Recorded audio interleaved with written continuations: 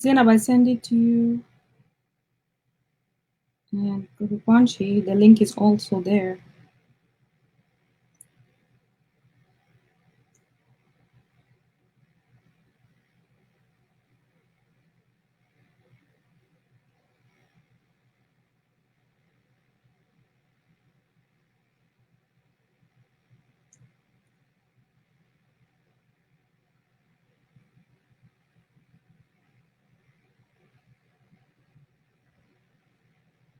Okay.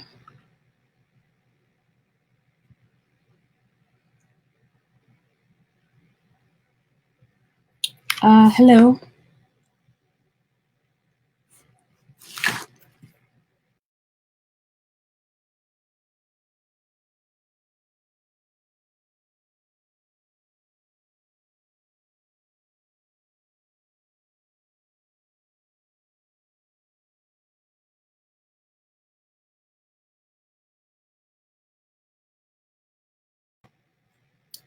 Hello, everyone.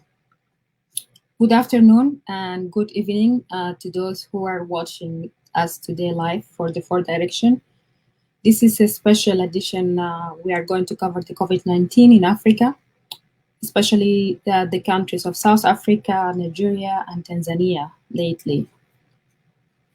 Please share the video, and I would like to thank those who join us just live right now.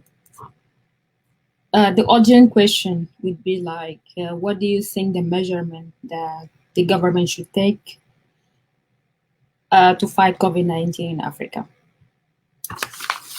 Africa has passed 1 million cases of COVID-19, according to the Africa CDC by the African Union. South Africa has more than half of the African continent.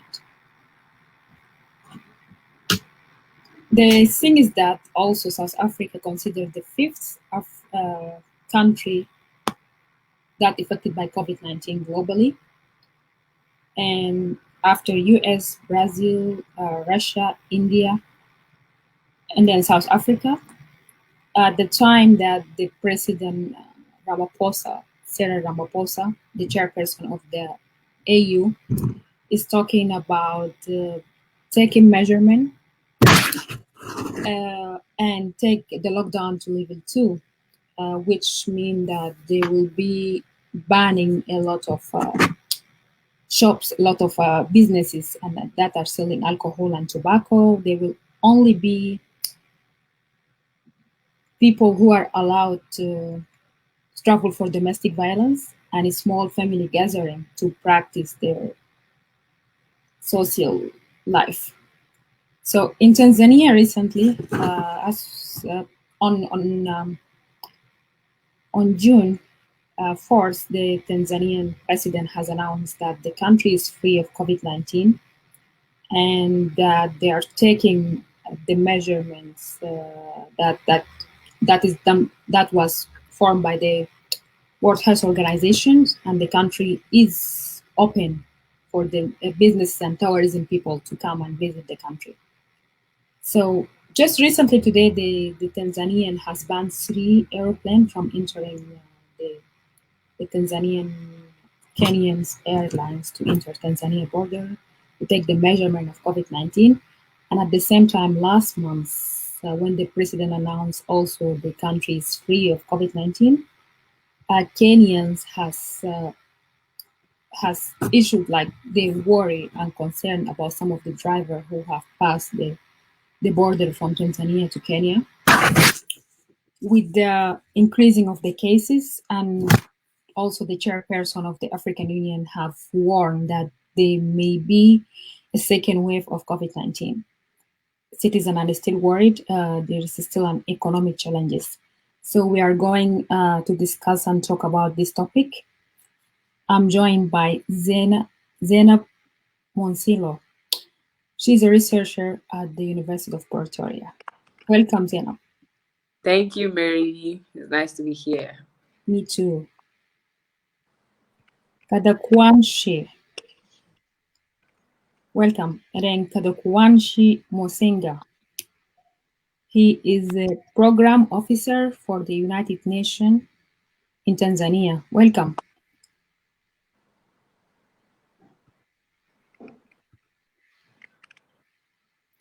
So I think we have just lost that. I'm going to start by President Ramaphosa. Just on this Wednesday evening, Ramaphosa welcomed a publication of all COVID-19 related government expenditure, saying that by publishing this list, we have honored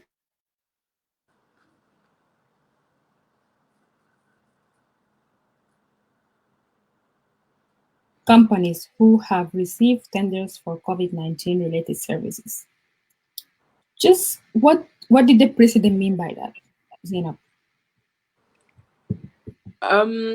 So we could remember earlier in March when the government announced, okay, they were going to set up a 500 billion fund for COVID, and then through that fund, companies are going to be assisted. So the citizens don't feel it, because if companies are not sustainable, they would then have to, lay off their workers. So that fund and other measures by government was a way to ensure that companies can at least survive the COVID period. So when the publication was out, there was like a lot of outbursts, because people started to see that these companies, some of them were paper companies that don't exist, and some of them were companies that belong to government officials. And that created like a kind of uproar on how did government really allocate these monies to people, right? Considering that it is funds that was meant for real companies to actually save the real people working for this company. So like on Twitter, which like you could hear a lot of corruption regarding the tender issue, like which company was issued a tender, this one is related to this politician, this one embezzled this money, and so on and so forth. So even in the face of a global pandemic, corruption issues were still, or the tender was still marred by corruption cases. And that's one thing that also led to the ANC, which is the ruling party, having to call like an emergency meeting and dealing with that, because most of the allegations were against the party, and the president having to answer to the people how exactly were the funds allocated, and how did paper companies that didn't exist in real life, how were they being allocated these tenders. Mm-hmm. So, Kadakwashi, welcome back. So, Hi, Mary. How are you? I'm fine, good. Thank you. Thank you for joining us again.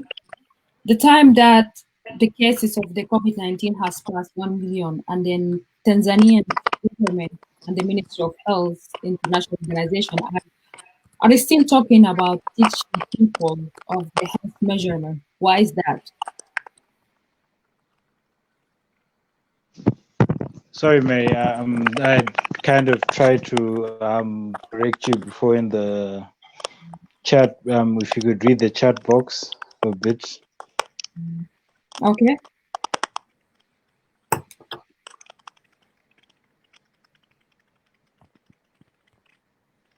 So is it fine? Is it okay?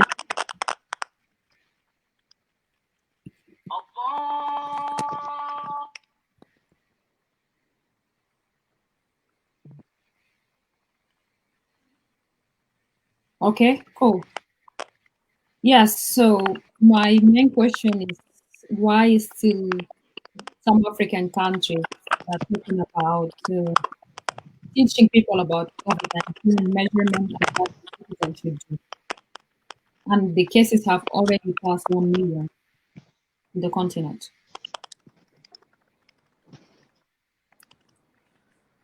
Sorry, Mary. You're breaking up. I can't really hear your question. Could you repeat it one more time?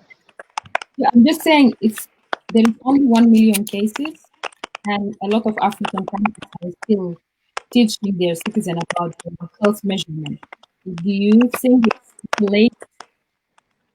late step to take in the continent?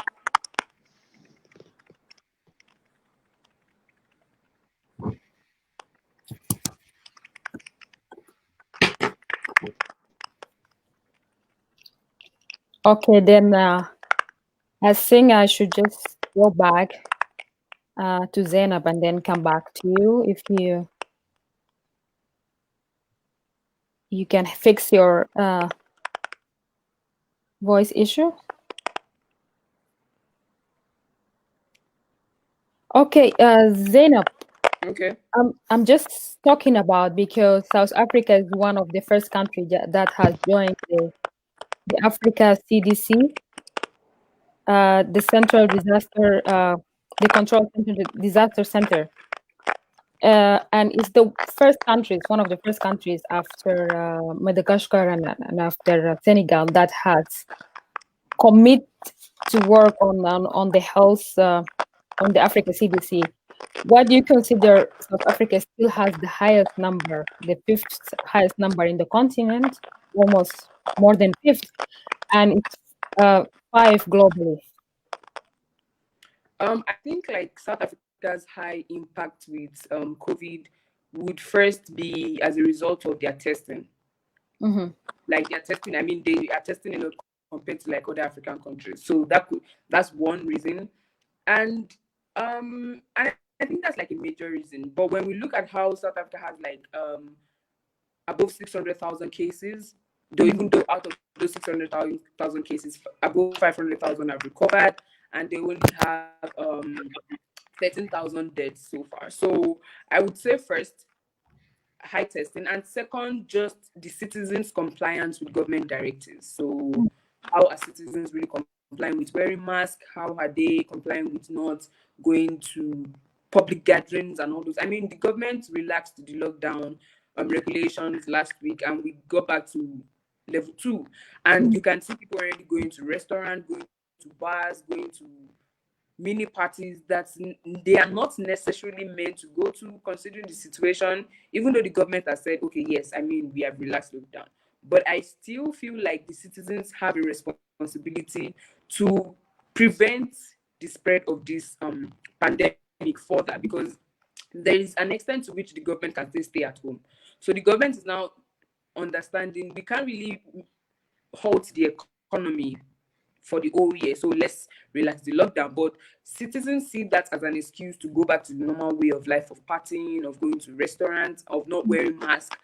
And you see cases of people just wearing the mask and not putting it over their nose, but putting it over their jaw, like, okay, is the mask meant to protect you under your jaw? So it's just first high testing, and second, citizens compliance, particularly because if citizens comply with wearing of mask, using hand sanitizer, washing their hands, not going to public places, I think like that could work. But you know, it's actually funny, South Africa has like one of the highest cases in the continent, considering that they are not have the population of countries like Nigeria. Nigeria hasn't gotten to the cases where South Africa. So that's something that is really interesting to see. Mm-hmm. Okay. I think the next thing will be like the domestic travel and a small family gathering will be allowed as the president has said. What is the best way to address the citizen that they should follow this rule? For the domestic travel, right? Yeah. I think for domestic travel, that has been on, if I'm not wrong, like July, because like when I'm in my room.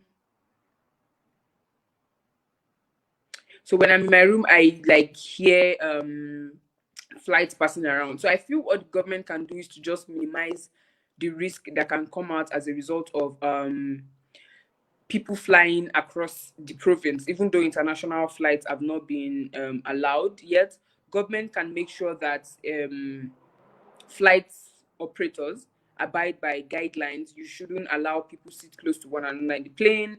People are tested before they get on the plane. People sanitize their hand. Everyone is wearing mask, and all of other guidelines that need to be ensured, at least to minimize the spread of COVID. Because like a plane is an enclosed place that the spread can really happen. So just taking necessary measures with domestic flights while waiting for like international flights to be allowed.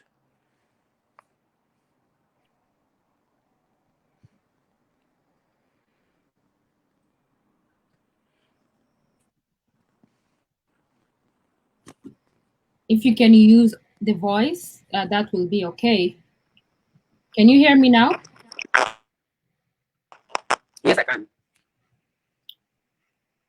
Okay, so why do you think Africa has most of the highest cases? 1 million. What? Oh, I think we lost him again. He's back. So the country. Can you start? Can you try to use without the headphone? Will that be okay?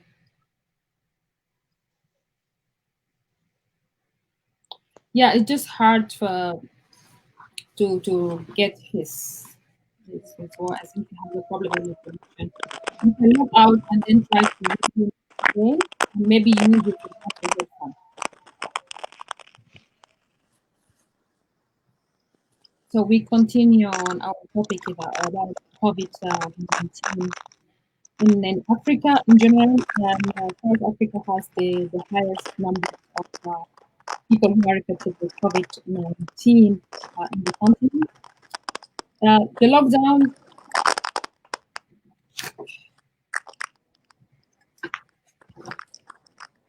so the restrictions that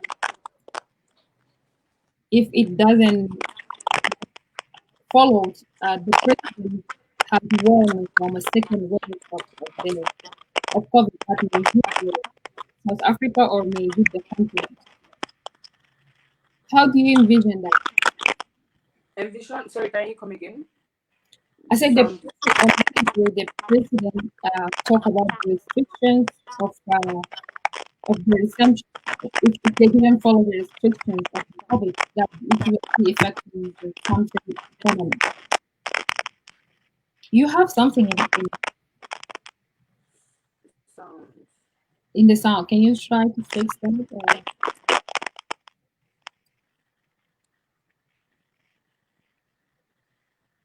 Kadakwanshi,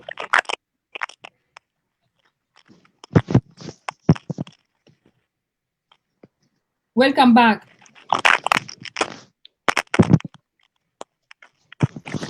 Hi, Mary. I'm hearing only bits and pieces. The audio is extremely bad. Okay, no problem. It's fine now. Why is the continent has 1 million cases of COVID-19? And already the head of state, they start talking about the COVID-19 measurement since March, and they are following most of the African CDC center, measurement and strategies.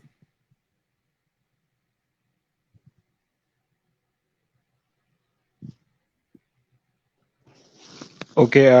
I heard. Why is I again? I did not get that question in its entirety. Sorry. Why is the continent has 1 million cases of COVID-19?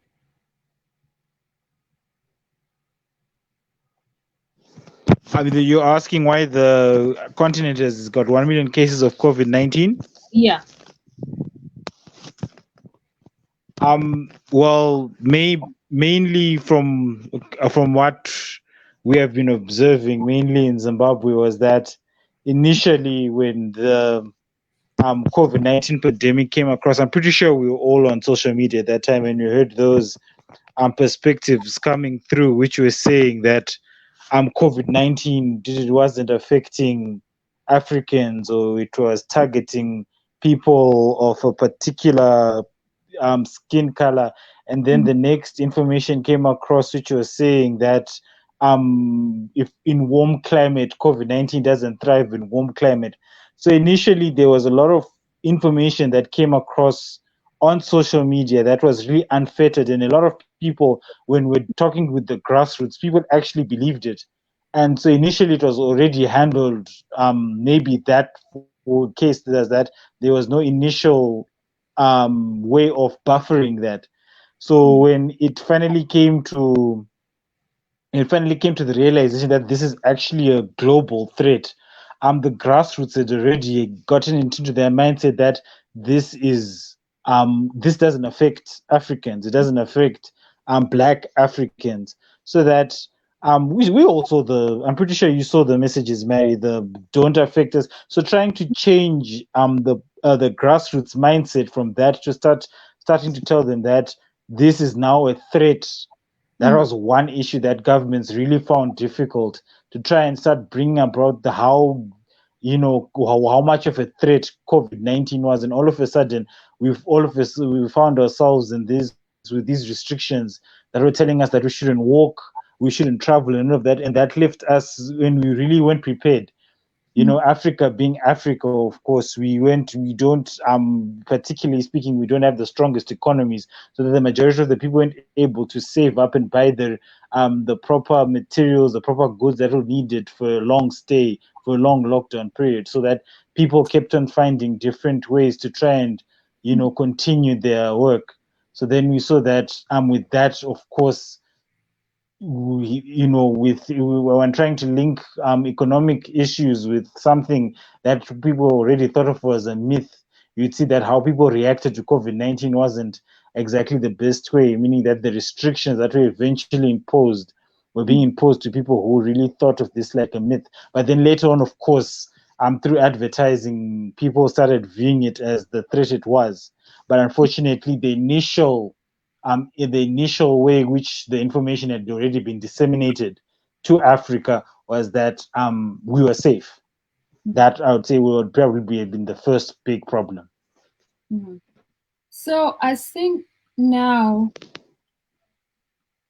most of the African head of state have talked about the economic measurement.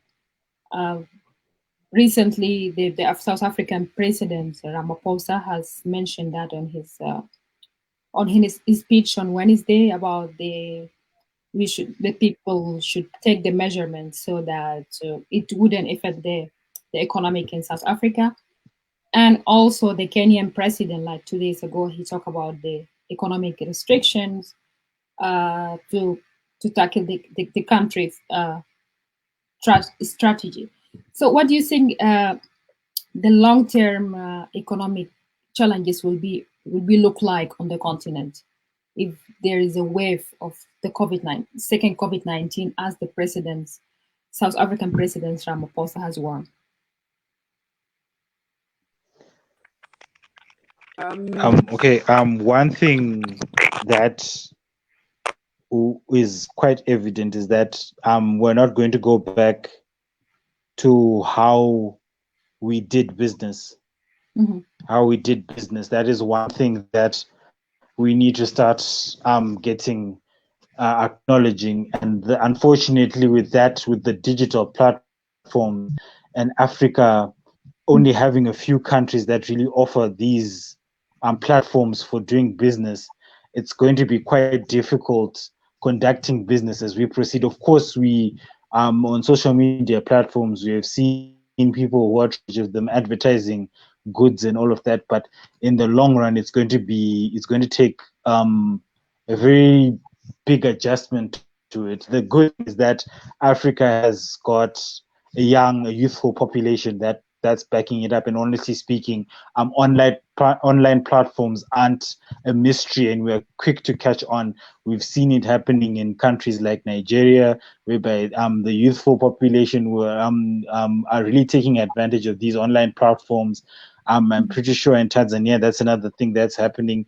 The youth are making waves with these online platforms and trying to make the most of them. But to fully utilize such resources, we really need to develop our ICT technology across the continent, so that especially our internet access, so that it's available even in the rural areas, to really link people everywhere, the small businesses to the internet, so that people would be able to market their goods online. But unfortunately, in the long run, this is going to be depending, on the political will, which really influences a lot in terms of African development, how that is going to influence how that development comes across in the next 5 years to 10 years, possibly.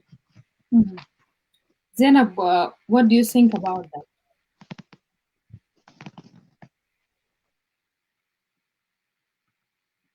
for Africa. I agree with Kudapashe on African countries now needing to adapt to this situation. So we can't go back to how we were before this whole COVID happened. So we need to find a way to adapt to the situation, like with online classes and online business activities and all those. So it will be hard, even like for the whole world generally, it will be hard for us to go back to how we were economically, because it is likely to happen that most economies will slide into recession because of having to halt business activities, people not going to work, economies not making money. So what we need to do as a continent is to find a way to adapt to the situation, to find a way to make sure our universities can continue functioning in the face of a global pandemic rather than waiting for the pandemic to end. Because scientists have told us that this thing is going to be like common flu that we have to live with.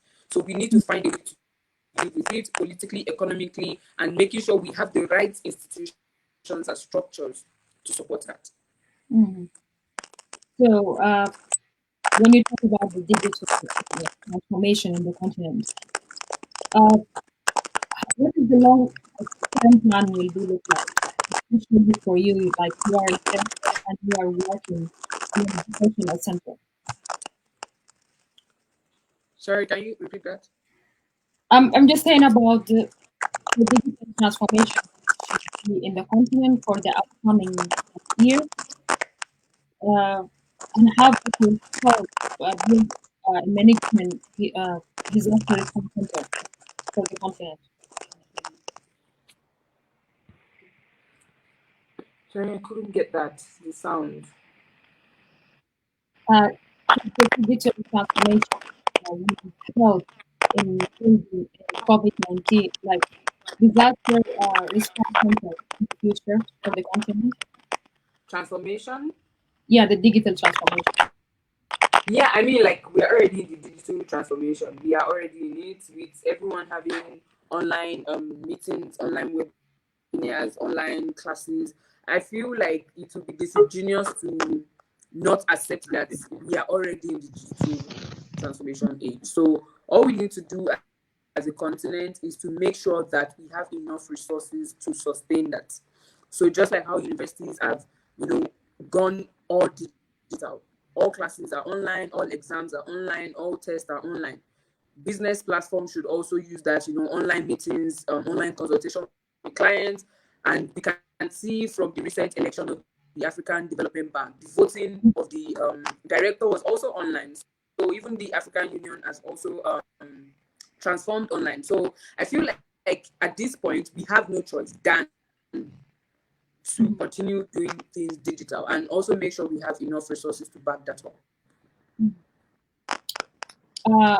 Kadakuche, you know about the recent strike of doctors in Zimbabwe, and there is not enough healthcare employees to receive those cases of COVID-19 or the others who have different diseases. How does that look like under the ground?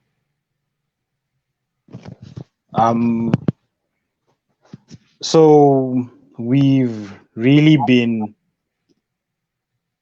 suffering on our part, whereby we've really come to that standoff between it happened that the health workers also decided to make a stand and start demanding PPE materials, whereby it was quite sad how they were working and how the materials that they had in government hospitals. And now it was that standoff between the how they were negotiating for prices. And fortunately, as it's the people who are seeking care in these places that were really suffering the effects of the negotiations or the failed negotiations between the mental health practitioners and the government per se, which was quite bad on the grassroots. And of course, like you're saying, that the information is there. I'm pretty sure it got out, and in the grassroots in Zimbabwe, it was quite bad. We started seeing, and unfortunately, the health infrastructure in the country has not been the best in recent years, and has been slowly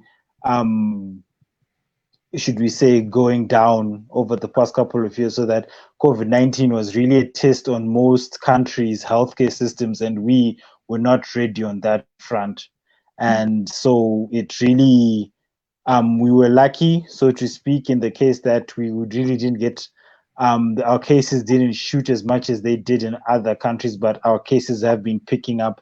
And that's where the main problem again comes from, the fact that our community health workers, for example, can't exactly go around, passing on information about COVID-19 without they themselves being protected or them being paid to do the work. And that's where organ NGOs have stepped in to try and assist on that front. But we are hanging on by a thread, to be honest, when it comes to our healthcare system. There are currently negotiations, of course, happening between government and the nurses and the doctors, but the longer they negotiate, the more the people suffer, because they are not providing such services in the hospitals, which are the ones whereby the majority of the people can access. And that is really having that kind of impact on the people, on the number of cases, that are being witnessed. You have people who could have recovered aren't able to, because they just stay at home and try and fight it out at home. And it's been a very large and big struggle. As civil society, as NGOs, we have been trying to help out where we can. The private sector has also stepped up by offering places where people can get tested for COVID-19. But at the end of the day, we need the main health system to be working, and being assisted by these other entities that have come up. As long as that is not working, I see Zimbabwean cases keeping on increasing in the next couple of months. So, most of the Africans that have joined the Continental Strategy for COVID-19 Response Center, how do you see the long term for this kind of body for managing the disaster response in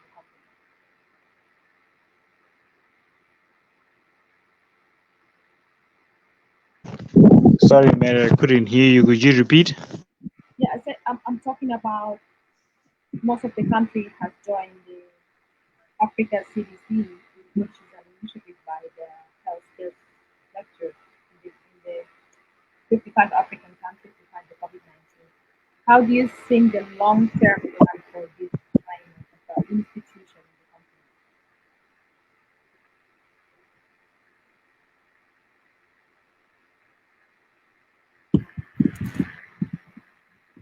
Okay, Zainab,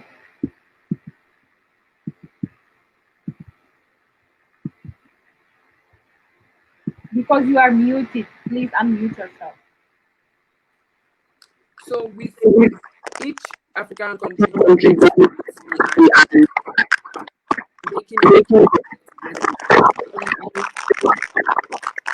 I feel like on the continent, solving this COVID issue has to be a collective effort where everyone joins together to ensure that countries that don't have the necessary equipment are assisted. So countries with that are regarded as developing or low income, the African Union or the African CDC should find a way to help them combat it, because it wouldn't be beneficial if some countries are free of COVID and some are still battling it. Sooner or later, we are still going to have like a second wave where people from those countries are going to end up infecting people from the countries that they've been cleared.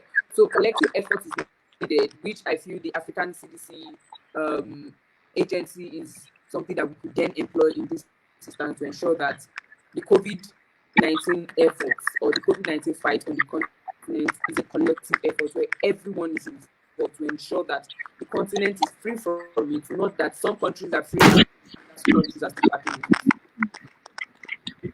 Go back to the children with the COVID pandemic. 10 million kids have lose their daily meals.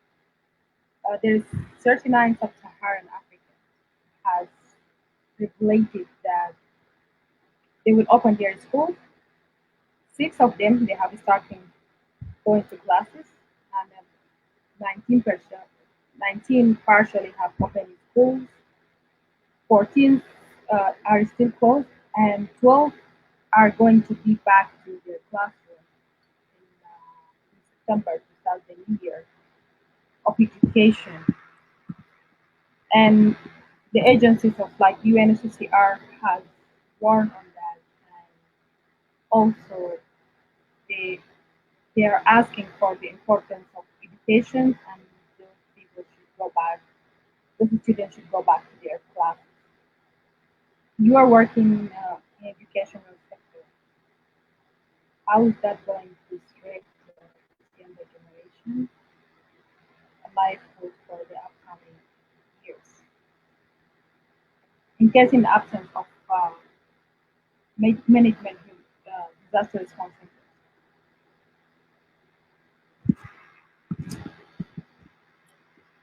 So we're still talking today in our today's topic about the COVID-19 in Africa and the measures that the government, the different governments of countries are taking, and the Africa CDC Center. Right now, South Africa has the highest COVID-19 cases in the continent, and it also has the fifth highest cases globally after the United States, Brazil, Russia, uh, India, and there is 1 million cases that are associated with COVID-19 in the continent.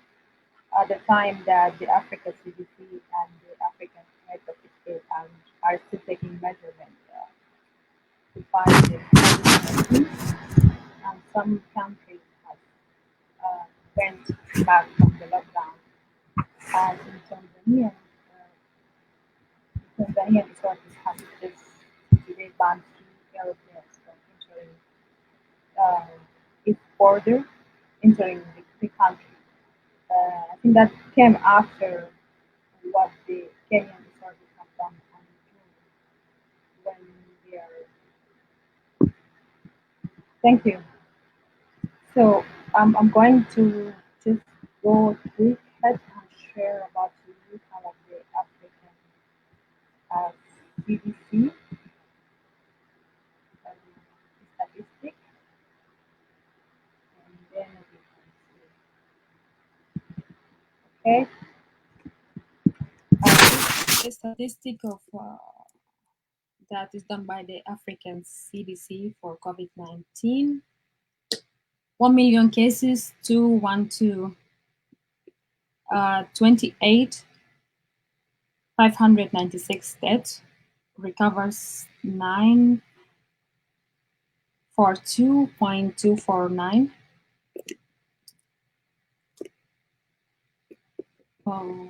And South Africa has hit the peak of COVID-19 cases.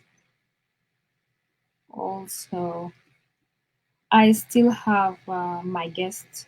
I'm joined by Zainab Monsola. She is a researcher at the University of Pretoria, Kadakwashi, Mosinga. He is a officer at the United Nations in Zimbabwe. We just, as we know that we have an issue of the internet in Africa, and still Africa is 35% online when the other world is 70% online. I appreciate your suggestions and your opinion that you are sending for us. Also, send us any suggestions of how you think we can fight the COVID-19 in Africa, and what the head of state should be doing to limit the crisis of the COVID-19. I'm going to go back to you. Just try, both of you can unmute yourself, and then you start talking.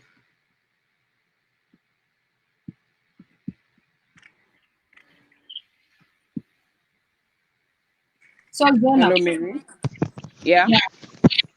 yeah, just quick. This is statistics. Some of these schools are closed in the time that the international organization are worried about the future of this younger generation in education. What is the solution for that? When it comes to education, it has to do with also going digital because when South Africa tried to allow like grade 9 and, if I'm not wrong, grade 12 students to go back to school physically, the cases skyrocketed because these students then contacted the virus. So that shows that for now, physical classroom or contact classes are not an option for now until we find either a vaccine or the cases reduce drastically.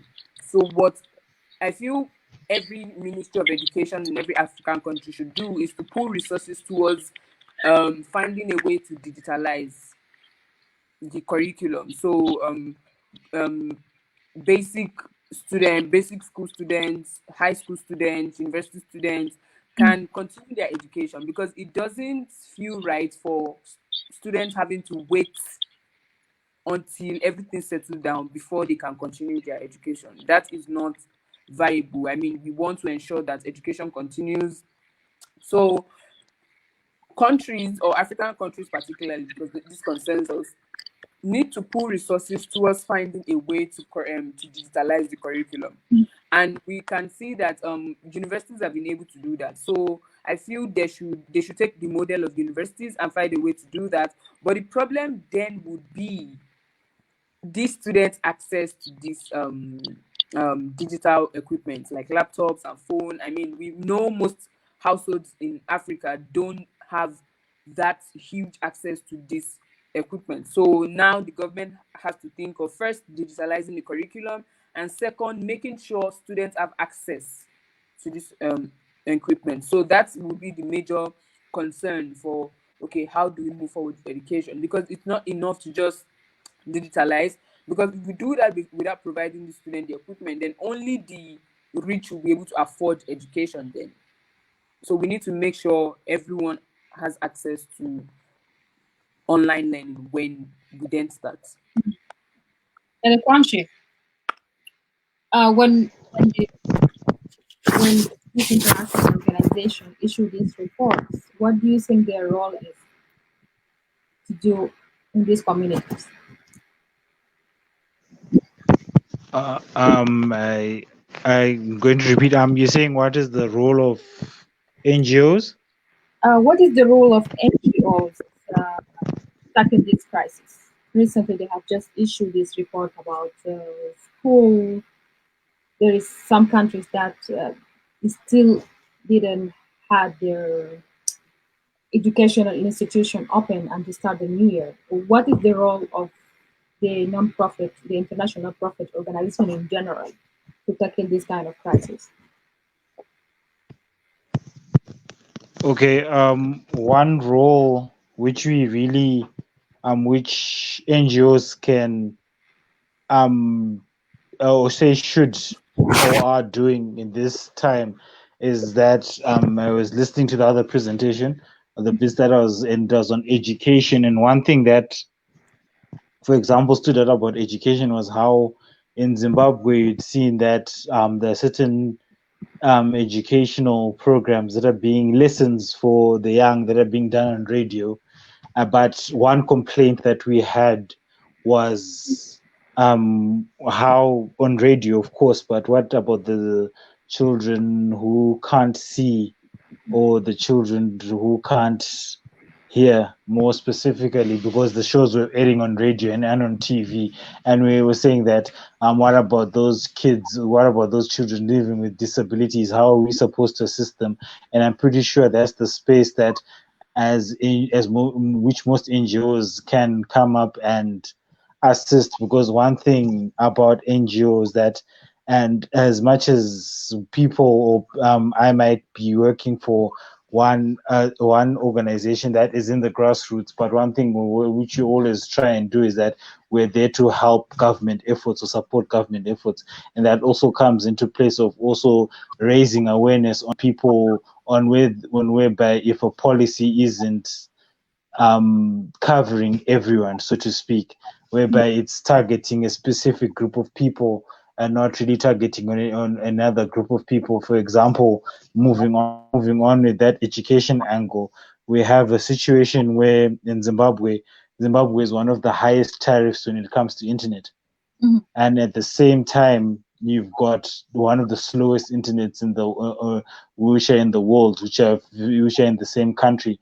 And with that access, and we're talking about how we're moving towards a more online based way of learning, and how as a child in the rural areas, in those marginalized areas, is supposed to be able to access such a portal of information. Considering where we're going to be going from here, you'd notice that that's really not possible unless the relevant infrastructure, as has been already mentioned by Zainab, that we need that relevant infrastructure to be developed. And that is where NGOs can take up the space, and that is where NGOs will be seen featuring more in the future in terms of development, whereby as we move towards that, it's going to become to that realization that the marginalized community is going to have more of a voice in influencing policies, in influencing development, because what COVID-19 showed, it really brought out the weaknesses in most systems, and really showed those systems that were used to being reactive really need to be changed to being proactive. And that change to being a proactive system is where NGOs are going to take up and influence and help governments change, especially in Africa. So when you talk about the change that is going to be happen recently with the going revolution in the country, we just have seen Mali, Burkina Faso, Senegal, South Africa. Like there is a lot of change movements, like people are going out on the street and they're asking for their rights. They're asking to change the system, the ruling system that have been for a long time in this country. How is that getting along with the goal that we want to achieve at the end of the day?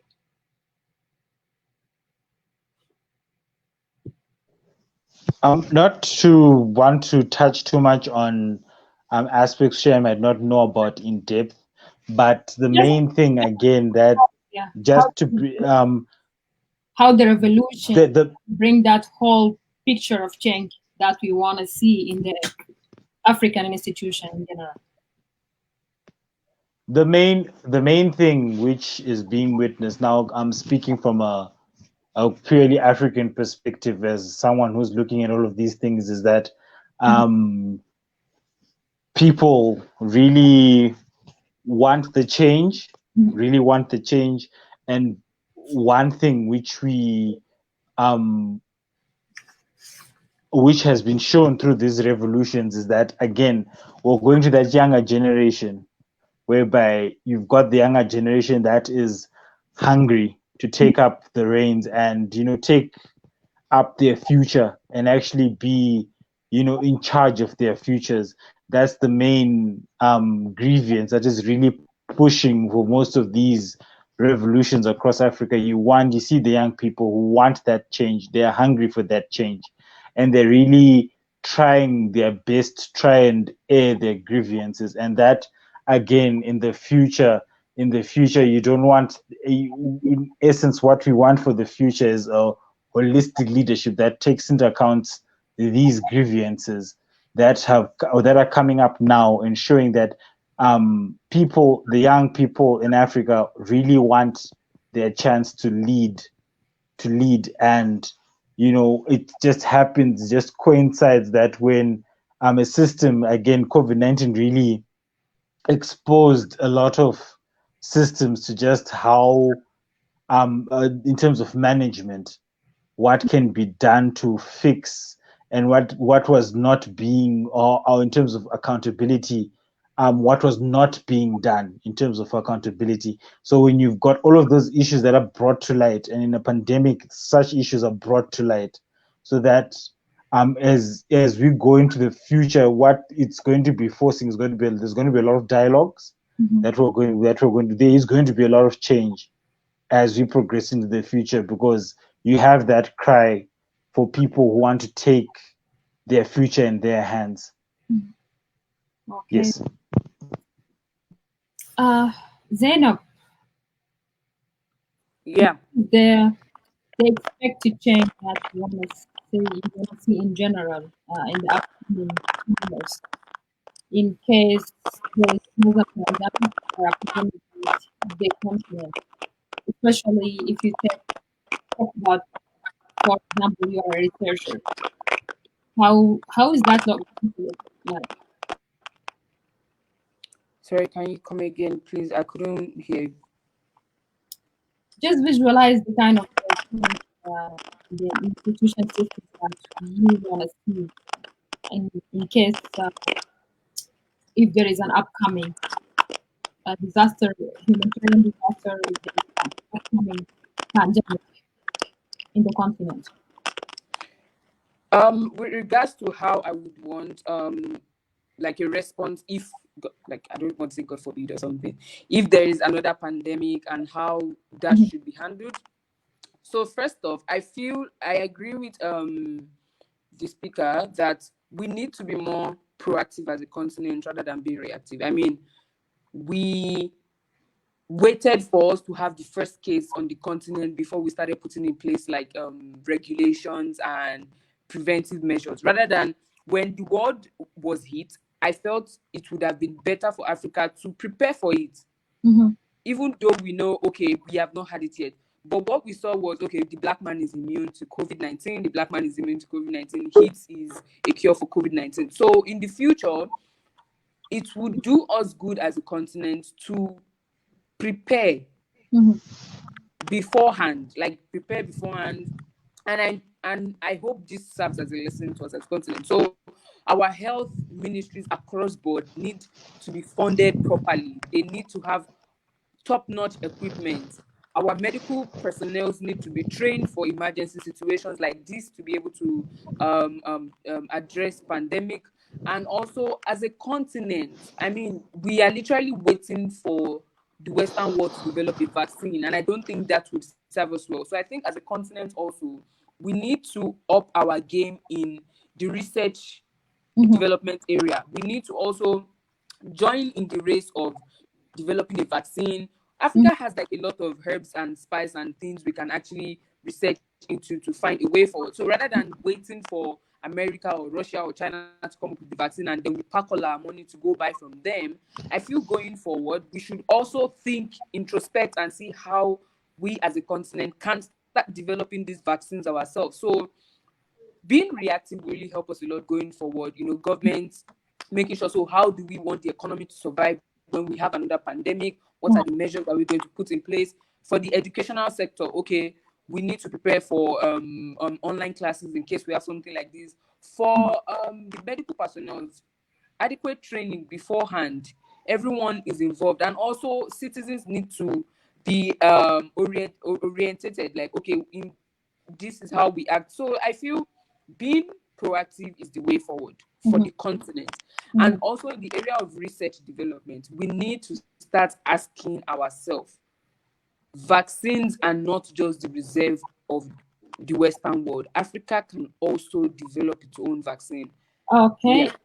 Just think this point because also President Ramaphosa, here Ramaphosa has talked about the need for vaccines in the continent and that he starts working on the vaccine that require the limited resources that we have in the continent. How can they start that? How can they set the status for this mission? I think like starting vaccine development should begin with first, like you can't start the vaccine development without adequate fund. Adequate fund is needed, up to date research facilities. I mean, we have our academics that are in Oxford University helping with vaccine development. We have the brains already. We have the brains. All we need are the infrastructure and the fund to support. We already have best brains in Africa in terms of vaccine research, medical personnel. I mean, in Nigeria is presently dealing with the fact that most of its doctors are going abroad. And if you hear, okay, this doctor is in Oxford leading this research, they are mostly Nigerians, like in England. So when we already have this good medical personnel, why do we have to lose them to Western world as Africans? It is because we don't have conducive environment and conducive research infrastructures for these people to grow and be innovative. Right? It's not that we don't have the brains. All we need are the infrastructure and the fund to support this, and then we will fly as a continent. Good question. Many African countries recently are preparing for their election, the 2020 elections. In Tanzania, for example, the parliament has pushed the election for October. Tanzania, and we also have Uganda, that they have election, that is upcoming election in 2021. So do you think is the right climate for this African of state, head of state, to start the presidential campaign with the upcoming situation of COVID-19 in the continent?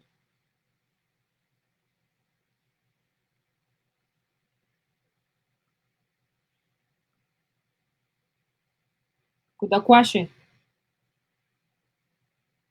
So as we continue in the topic of COVID-19 in Africa, Kodakwashi, you're welcome. You can come back.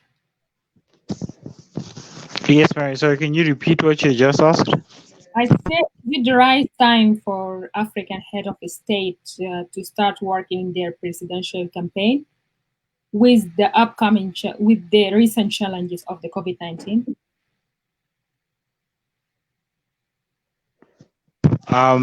When it comes to that, we need to take advantage. Since everything is shifting, since business is shifting, we might as well expect that the way we're campaigning is going to shift. But we have witnessed that campaigns have been carried out mostly online. Well, should we say they've been that online sphere of campaigning, whereby now we're going to probably witness a larger presence of that happening online.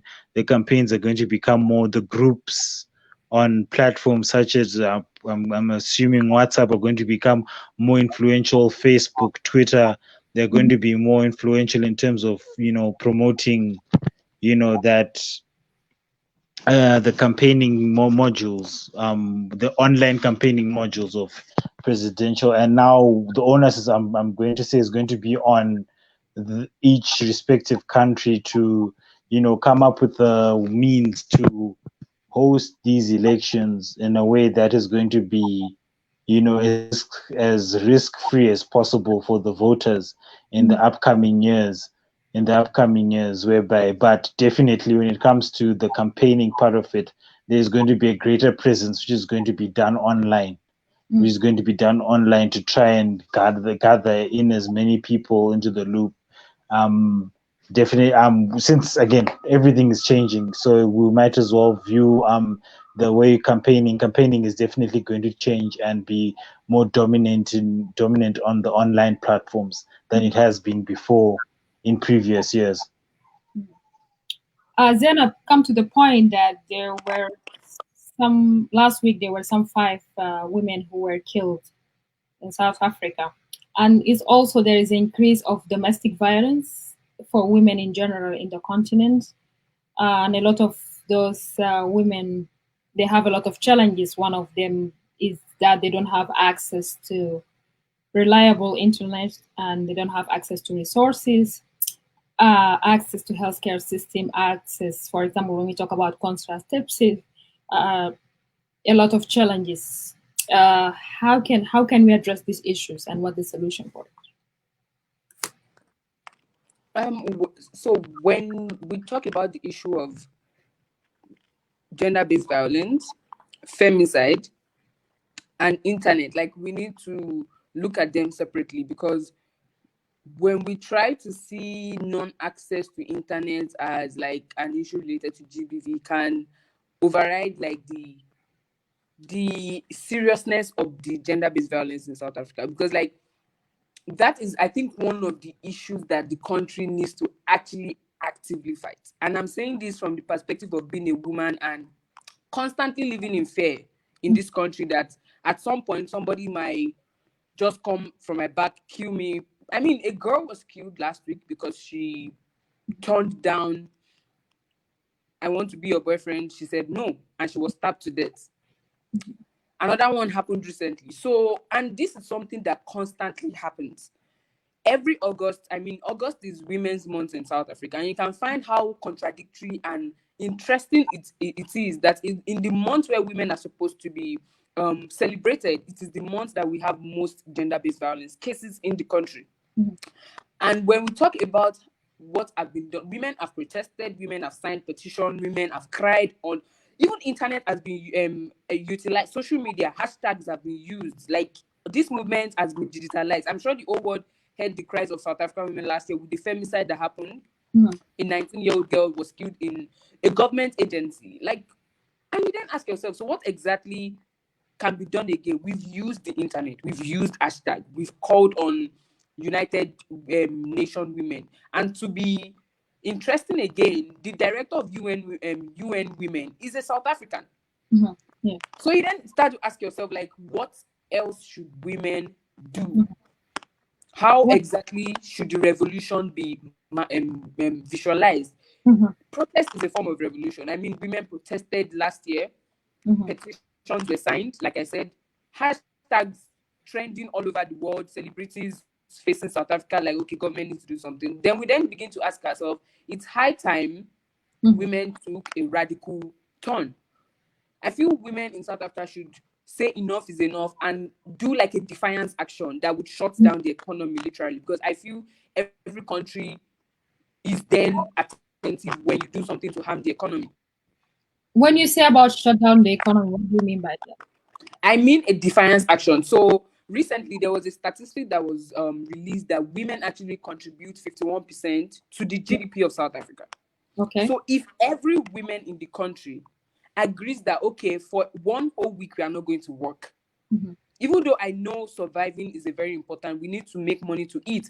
But in a world where you are likely to get killed before you actually eat, I feel it is important to fight for your right to life first before your right to eat or to survive. Because your right to eat depends on your right to life, Mhm. which makes the right to life a very primary and the most basic human rights we have.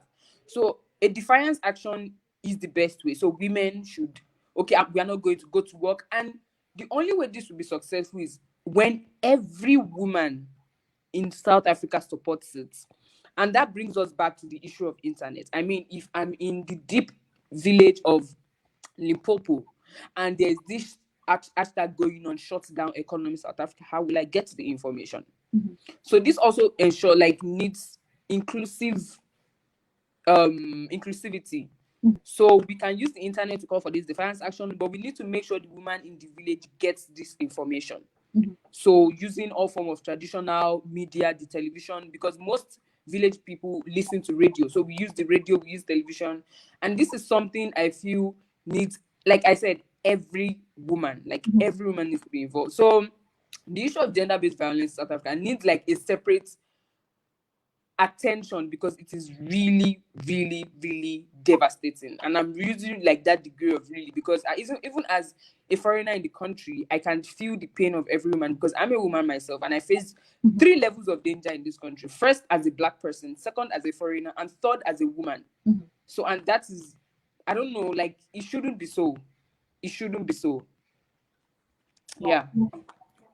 Cool. So we almost reached the end of our today's show. Thank you for everyone who joined today's show. The topic of today was COVID-19 updates in Africa, South Africa, Tanzania, Zimbabwe, and Nigeria. I would like to thank all of you who joined me for the show, and also remind you for my guest, I was joined by Zainab Monsola. She's a researcher at Pretoria University, South Africa. Thank you, Zainab. Thank you. Thank you. Have a good day. And Tebekwashi Mushunga, Thank you. for the Zimbabwean United Nations Association. Thank you. Thank you, Mary. Thank you for the invite. Thank you. Thank you, all of you. Have a good day. Theo, and thank you for joining me again. My name is Mary Apollo. A quick conclusion, I'm going to share with you this hotline by the live COVID-19. So it start up here. It is by countries, COVID-19 for Africa. The new cases, the total cases is 1119. The new cases, the total deaths, the total recovered, the active cases. Here is by countries. As we see, South Africa has the highest cases of COVID-19, followed by Morocco, Nigeria, Ethiopia, Ghana,